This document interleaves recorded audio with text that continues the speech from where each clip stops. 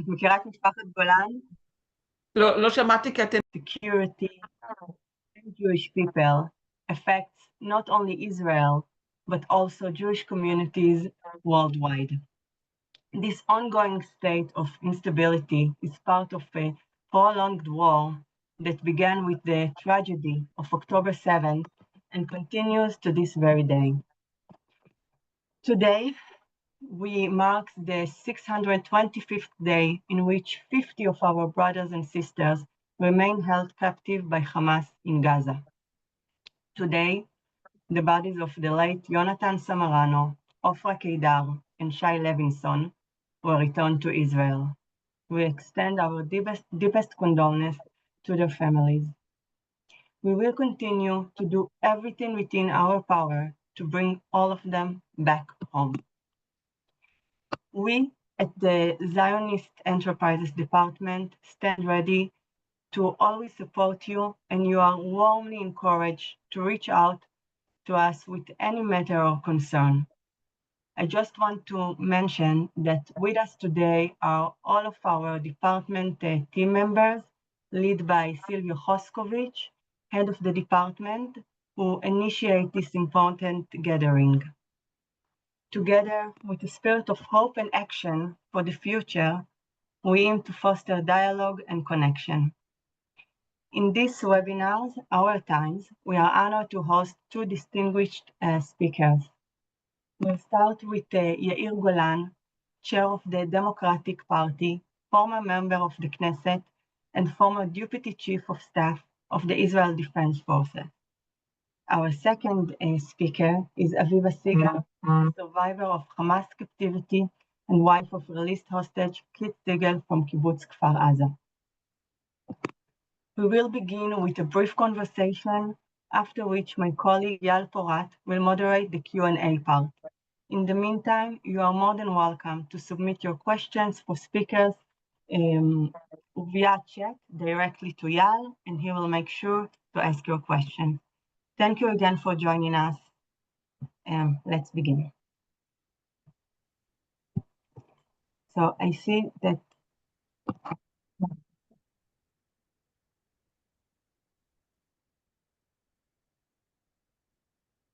Thank you, Eyal. Thank you very much, everyone. My name is Eyal Porat. I work for the Zionist Enterprises Department, and I'm proud to be part of this department, and I hope this is going to be a meaningful conversation. Thank you, Eyal, so much. I actually wanted to start with you, Mr. Golan, but I'm not sure yet if Mr. Golan is here. So Tamar, can you help me understand so we can start, or otherwise? He is here. Okay. So I can see it at the moment. Thank you, Mr. Golan, for being here with us today. Not easy times. We should start, I'm guessing, with your views on the very current events and what have changed in the last 24 hours, and how do you think this is going to affect our current affairs and the very near future. Thank you, Mr. Golan, for joining us. Please, the floor is yours.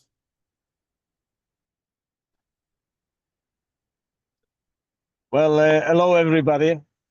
And I can tell you that right now I'm in the midst of a tour to the south, to Beersheba and Nes Ziona, to the sites where Iranian missiles got exploded and caused much damage.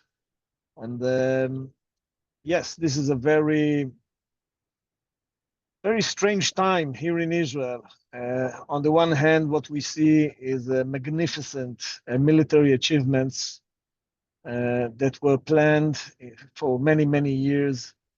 And we need to admit they are extremely impressive. On the other hand, we are still in a war. all Israeli civilians under threat, and of course 50 hostages still in the hands of Hamas, and the war in the Gaza Strip seems to be endless. So I would say that this is a bit typical to our situation in the last 15 years. Unbelievable ability to cope with very afar threats from Iran, but not just from Iran, from Yemen, from Tunisia, from terror organizations around the globe. I would like to mention that we cope with terror activity pointed to Jewish targets and Israeli targets all over the world, and in a very impressive manner. At the same time, we are still without a reasonable answer to the Palestinian issue. And I think that we need to admit that when it comes to the most sensitive question, what do we want? What is the vision for the Zionist state? Are we going to remain the homeland of all the Jewish people and at the same time free, democratic, and egalitarian state? Or we would like to adopt other vision? This issue is an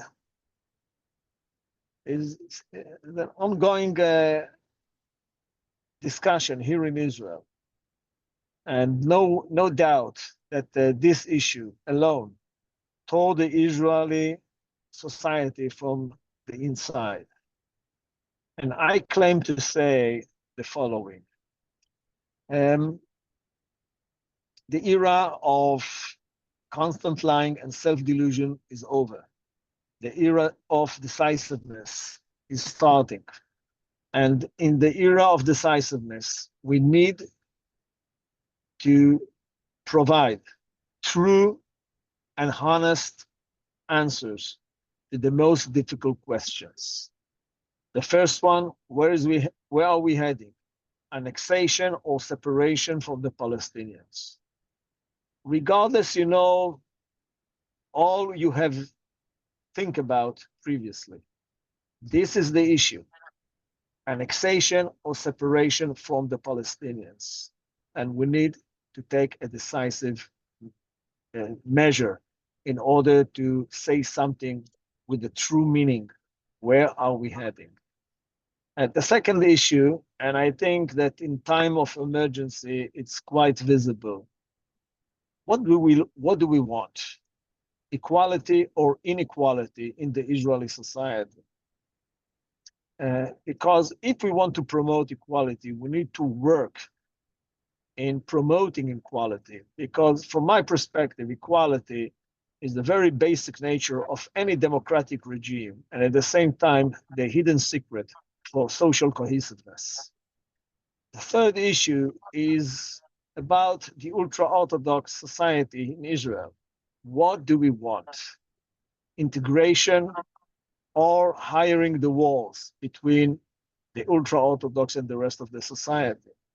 Again, here I believe that in order to build a healthy society, we need to lower the walls and to create a process of integration. The fourth issue is about our democratic regime, the democratic nature as a nation and as a state. Where are we heading? Authoritarian regime or democratic regime? And this is not about, the posture of the Supreme Court in the Israeli society, and it's not about the relationship between the government and the Supreme Court. It's much a deeper question. And we need to take, hard decisions. Where are we heading? Of course, I believe that the rule of law is a pillar in any democratic construction. And the fifth issue is about our relationship with the diaspora all over the world. if we want to promote our relationships with the diaspora, we need to keep Israel as a free, democratic, and egalitarian state. It's crucial in order to create this sense of unity, in order to remain one people. I truly believe that the minute we adopt authoritarian values as the very basic nature of Israel, we put a wall between Israel and the rest of the Jewish world. So, because of this last issue, I would say that where are we heading concerning the ongoing campaign in the Gaza Strip, and where are we heading concerning our relationship with the region, and in a way our relationships with the rest of the world. That will determine our mutual relationship in the very near future. So we have a common project. The Zionist project was a common project for all the Jewish people, or for the most of the Jewish people, all over the history. And I think that here we are in a very crucial time. And I think each one of us need to make any possible effort in order to keep Israel as a free, egalitarian, and democratic state. Thank you. Thank you so much, Mr. Golan. Indeed, a lot to take. I'm going to please ask a couple of questions. On the meantime, until we get more questions, please, Mr. Golan, let me ask you. So we talk about the centrality of Israel among Jews around the world. And we also know that this is a dual way kind of bridge between here and world Jewry. So in terms of your message to those from all around the world who are here, other than, of course, Israel being, a meaningful part of our identity, any words of comfort, any words of, inspiring us in order to still maintain our hope that things will be different? I think that, concerning the very basic values of Israel and what keep us together, the importance of true cohesiveness inside the Israeli society, concerning all that, this is the time to be active. And this is the time to show the way. I joined the political system, the political arena, because I feel that this is a very crucial time. And I call you and many others, be active, be proactive, do something. It's not enough to complain.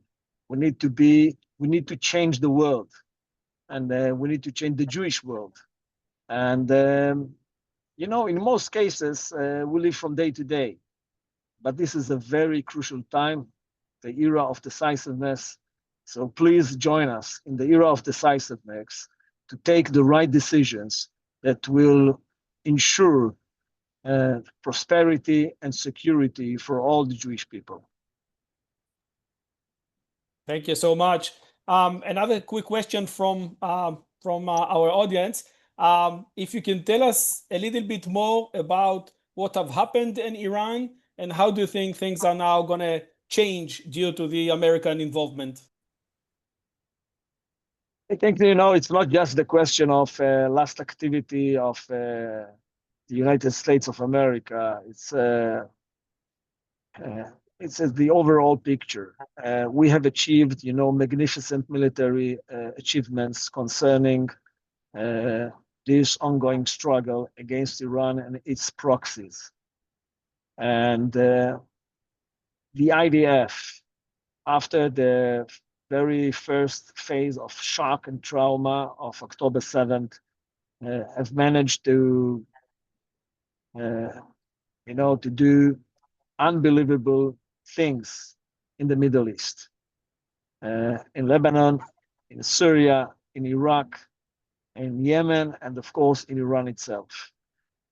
So now the biggest question is whether we will be able to take these military achievements and translate them to a better security for Israel by other measures, by economy, by having, some sort of a regional alliance with the most moderate countries in the Middle East, by being part of even a larger alliance with the United States of America and maybe other partners. I think this is the challenge. It's not enough to fight well. The true ability and the true success is by translating military achievements to a better security for Israel for the long run. And truly sorry, but this is I'm here in Ness Ziona in the site of destruction. So if you don't mind, I leave you right now and start my visit here because many people are waiting for me. So thank you very, very much. God bless you. And please be proactive for the security of Israel. Thank you. Thank you so much. Thank you, Mr. Golan, for your words. Indeed, important. And this is, I'm sure, only the start of the conversation for most of us. So we'll be, of course, taking information later on to still, continue this very, very start of a meaningful and inspiring, I think, conversation. Aviva, thank you so much for being with us today.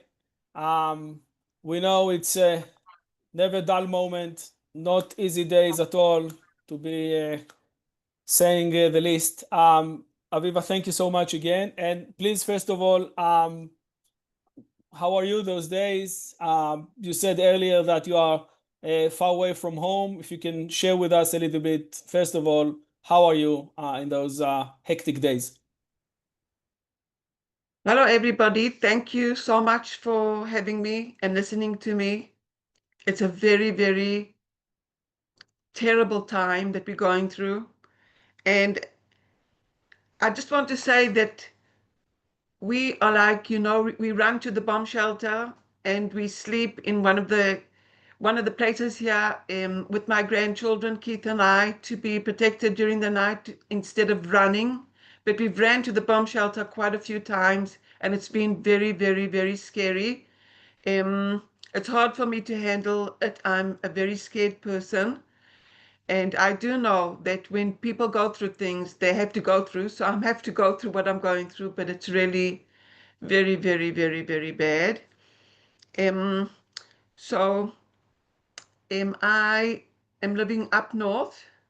Keith and I were living on Kibbutz Kfar for 41 years, a long, long time. A kibbutz that's beautiful with lots of green grass and birds that wake you up in the morning, lots of friends, and we just loved our home, our jobs. And unfortunately, Keith and I were kidnapped on the 7th, when the 7th has changed the world for us, for all the Jews. And I do know that there's so many Jews all over the world that are trying to stop this war, trying to figure out how to help to bring the hostages home. You can see on my shirt, there's Gali and Zevi from my community, from Kibbutz Kfar.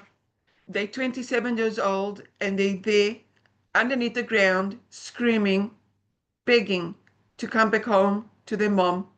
Their mom can't really talk because she's in such a bad shape. And I talk for her, and I talk for all the hostages that are still there. And the most important thing is for us to bring the hostages home, that they can't protect themselves. They're with people, with Hamas terrorists that don't treat them like people, like humans, just like I was, just like Keith was there for 484 days and went through hell. So I'm screaming all over the world, wherever I can, that will listen to me. We have to stand up for them and get them out of hell.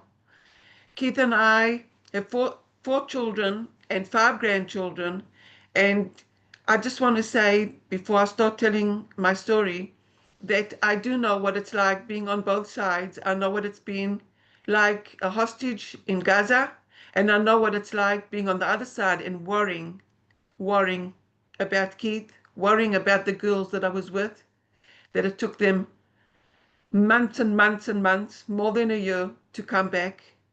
And I don't know what's harder. I don't know. I just do know that Am Israel and all the Jews and all the people that care having a hard time to accept that this hostage is still there. We can manage with everything else because we're together. I have my family with me and I have my friends with me now. But being in Gaza, underneath the ground and nearly dying, that's something that all of us, we can't get used to, we can't handle. It's very, very, very difficult for us. So let's just hope that what's happening now in Iran will stop this whole war against the Arabs and there will be peace. And that's my biggest dream, because it's just unbelievable how bad people can take this world to such a bad place. And most of the world are good people. We are on the good side. We're lucky to be on the good side, but we're suffering. We're really, really suffering. So Keith and I were kidnapped on the 7th, but that was after many, many years of rockets coming from Gaza. I used to hide myself behind trees. I used to run from house to house. I was scared to go out.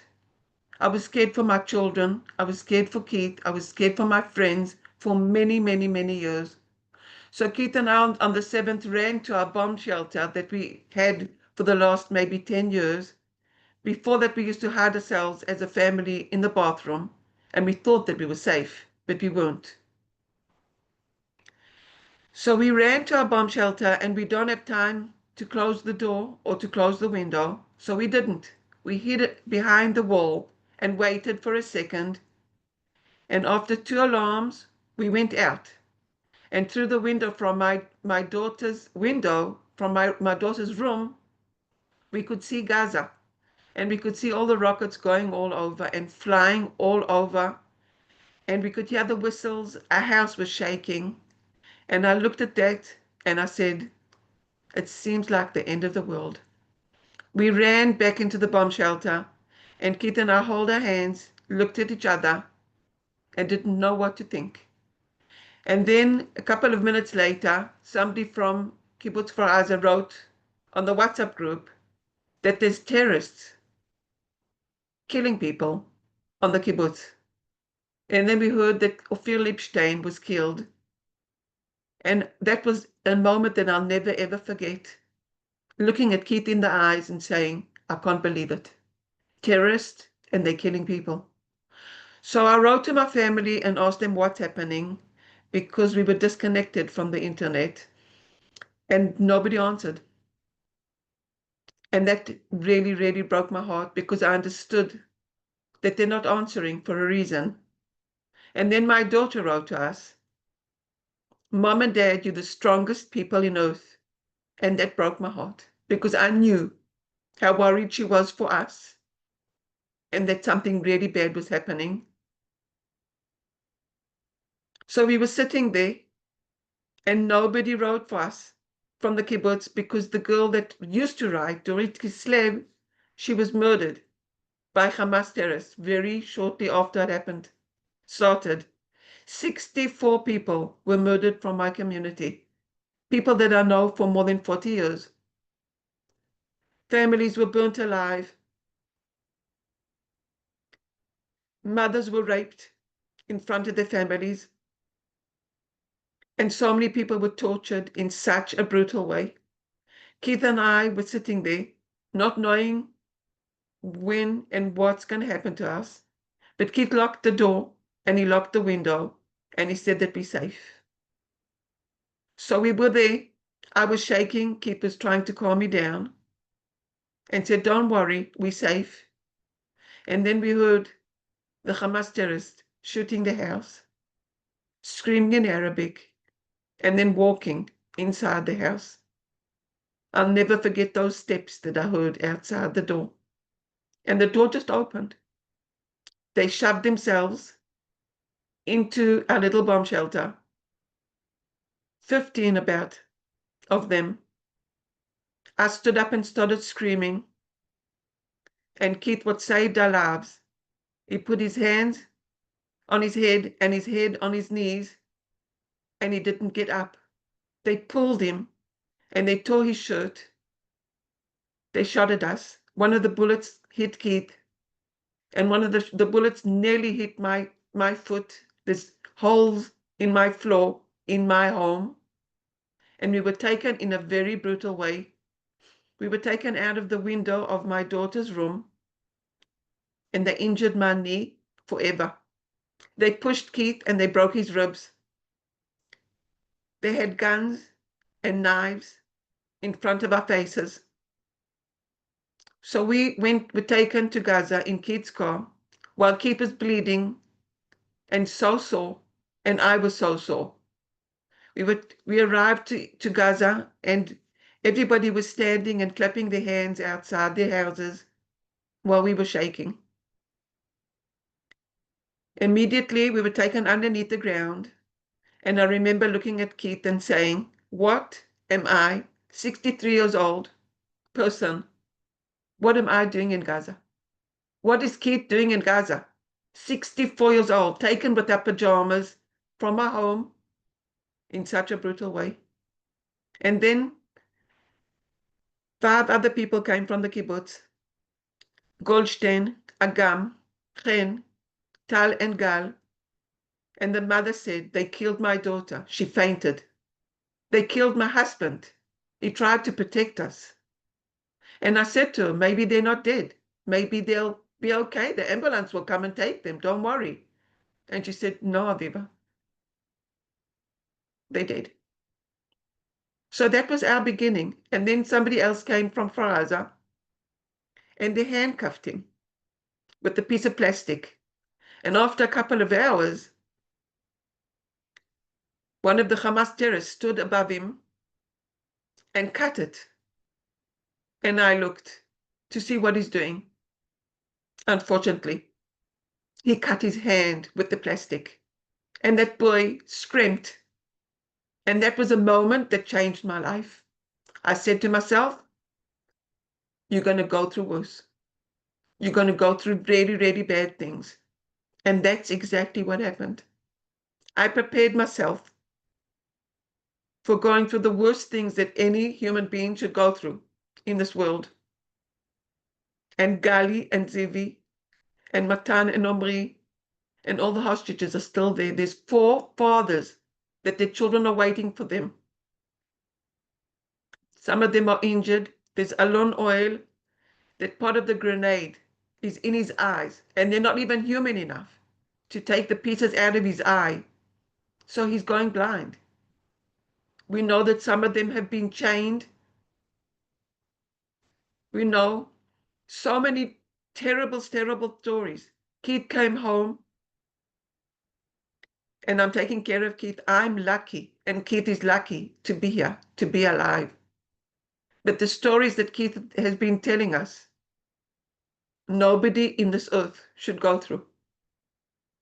So Keith and I were taken one of the days with one other girl's hostage that was with us underneath the ground. And after 2 hours, it was very quiet. While we were walking down underneath the ground, 40 meters, and could hardly breathe. But for the first 2 hours, there were 2 Hamas that were outside. It was very, very small and dark. We could hardly figure out where to put our next foot. They just left us there. They left us there to die. After more than a couple of days without hardly any food and any water, Keith looked at me and he said that he feels that he can't breathe. He was... I was just the same. And from that moment, I was scared to look at Keith. I was scared to look at him dead. I closed my eyes and I said to him, "Just lie down and try and breathe." And that's what I did. I separated from this world and I touched death. And so did Keith. We nearly died there of lack of air, lack of oxygen. And they did not even care. That morning that we were taken out, 2 Hamas terrorists came down, and the girl with us begged him and said, I don't want to see these old people dead, because that's what's going to happen. And he said, sorry, no house, and left us there. I'll never forget that moment. But then, after a couple of hours, he came and he took us up. And we stood together, the three of us, and smiled and breathed the air and said to each other, we're going to live. We felt lucky. But we weren't lucky at all, because we were taken to a house with 2 terrorists that were the worst. They starved us and didn't give us anything to eat. One of the days, after more than 20 hours, the girl with us asked, when are we going to get some food? And he, without even blinking, said, it takes a long time to make food. And all we got after more than 24 hours is a half a piece of pita from a couple of days ago. And that moment, I decided to take half a pita and hide it in a tissue for Keith, because he was losing weight. And one of the times he tried to get up when he needed to go to the bathroom, and he fell. I felt the same, but I kept it for Keith. And I said to him, you're going to eat it. And he said, no, you're losing weight too. You'll eat it. So I said, no, we're going to keep it. And she wanted to throw it out, the girl with us, because it was going really bad. And I said, no, we'll eat it bad. One of the days, after many, many hours, I was starting to feel really bad because we didn't have any water to drink, while the Hamas terrorists, they were drinking in front of us. And they were eating in front of us while they starved us. And I asked Keith to ask for water. And he said, didn't you hear? I begged so many times. And he just turns around. He doesn't even listen. So Keith took the bottle and held the bottle and waited until the Hamas terrorist just stared at the bottle, and all he did was that. As if, what do you want now? We never asked for anything. We never begged. We behaved all the time. I'll never understand why they had to treat us in such a brutal way. Never. He didn't bring us water. We had to wait. And then he came and he grabbed the bottle, filled it up with the water from the tap, and threw it at us. One of the nights, I took my foot out the blanket because I was hot. And the Hamas terrorist came and screamed at me and nearly killed me for doing that. It doesn't sound like something really, really bad, but that's the amount of control that they had on us. We weren't allowed to move. We weren't allowed to stand. We weren't allowed to walk just a couple of steps to stretch our bodies. We had to keep silence and sit day after day after day. One of the days they took one of the girls and they beat her with a gun and with a stick. They covered her with a blanket and handcuffed her. And while they were doing it, one of the Hamas terrorists came into the room and hit the door and the wall with that long stick, threatening us. He thought that she was lying. She was not lying. He thought that she was a soldier, and she was not a soldier. They nearly killed her. And when she came back, she was sitting on the floor in front of me, while I could not give her a hug. I was not allowed to. I wanted to scream.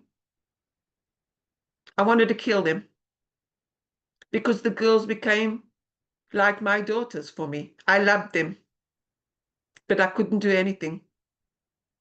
I had to control my feelings, and if I wanted to cry, I had to hide myself crying. I had to lie down, put my hand on my eyes, and not let them see that I'm crying, because it happened once that I was crying, and he threatened me that I'm not allowed to cry, and I'm not allowed to be sad. I have to be okay all the time. One of the Aviva, days they can. Aviva, thank you. I mean, I, I'm so sorry I'm interrupting because I mean our time is short and I know there's so much more and can barely speak to be honest, and this is just horrible, and I'm sure for everyone else. And there's a lot of questions as well, and I want to let people ask a few questions. So, with your permission, nowadays, seeing what's happening in Iran and with your horrific experience, do you think there's any chance of peace coming to the region? I really, really want to believe in peace. I'm a peacemaker. Keith is a peacemaker. We've always, always thought about good and not bad.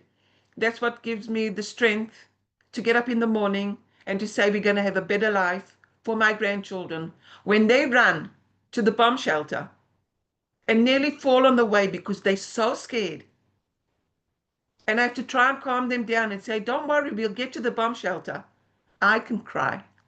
I can cry because they are young and they've just started their lives. We have to. We have to believe in peace. We have to get there. That's our goal.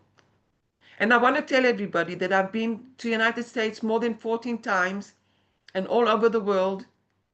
And not only the Jews are with us, the Christian people are with us. Lots of people are with us. Everybody wants good. Everybody's had enough. We have to find a solution. Thank you. Thank you so much. Another question coming from our audience tonight is dealing with the Arab Palestinians population within Israel. In your eyes, do they play any special part in what's happening? I think that they're very, very scared. I've had drivers, taxi drivers, Palestinians, that have taken me since I came back, and they want good too. They don't believe in what the Hamas terrorists did to me and did to Keith, and I think that they're really, really embarrassed. But there's nobody that's leading them to do something. But I do know that they want good for them and for their children, and they really are happy to be in Israel and not in Gaza because they really appreciate it, what Israel is doing for them and giving them a life. And it's just unfortunately so bad what's happening in Gaza. When I think about the mothers having babies in tents and the older people dying in tents, and those are their last years of their life. It breaks my heart when I think about these children that they don't have any toys and hardly have a blanket at night. It breaks my heart. It shouldn't be like that. It has to change. Wow, thank you. Aviva, so many things to ask and so many questions here, but I can't, of course, have them all to you. But maybe one last question, with your permission. So the war with Iran is going on for what, 8-9 days. How do you think things are going to unfold, and will it impact, do you think, the release of those who are still there in Gaza, hopefully back today? To be honest, I want to believe that we're going to get them all back, but I'm very, very worried. I'm worried because they haven't gotten home yet. It's more than 20 months that they're there. And I know I've got a special relationship with the Steve Witkoff because I've met him so many times, and I write to him and I beg him and I ask him. And I know that he's trying to do everything he can to bring the hostages home. And I've told them about Gali and Zivi so many times. It's just very difficult for me to think that they're still there and going through what I went through and what Keith went through and all the other hostages. I do know that President Trump is very, very strong and they've showed the world that they're strong. And let's hold our fingers and hope that they'll be strong enough to bring the hostages home. Thank you. Thank you. Maybe another one, and that's going to be probably the very last one, with your permission, very short. So many seek kind of leadership within the Palestinian Authority or within the Palestinian street, and they want to see, a leader, or at least, a notion of understanding that things have happened and things are now different, and that we need to promote together, reconciliation, trying to find a way toward the peace. Do you see any kind of change within that arena as well? I want to believe so. I really want to believe so. I just know that I'm not the leader of the world, but if I was the leader of the world, I've, we can all talk, and you know that words have got lots of power, and I believe that we need to use our words, and the leaders need to use their words, and um, I just don't believe in war. I just don't believe in killing. I think that there should be a different way of communicating as people. I think to myself that 2025, look what's happening. And we know of so many world wars, so many years, a long, long, long time ago, that just people got killed. Families got destroyed. Children got killed. Why? Haven't we learned from that it's not the right way to lead this world? Something has to change. And I really hope that it'll change now. That the hostages will come home. That's the most important thing. As I said, that it's something that we as human beings cannot get used to. We can't. They're suffering. If my granddaughter gets a little scratch, I can cry for her. So they are there underneath the ground, begging to live, starving, just like I did. I lost 10 kilos in 51 days. Keith lost more than 30 kilos while he was in Gaza because they starved us and they ate in front of us. That should not be allowed.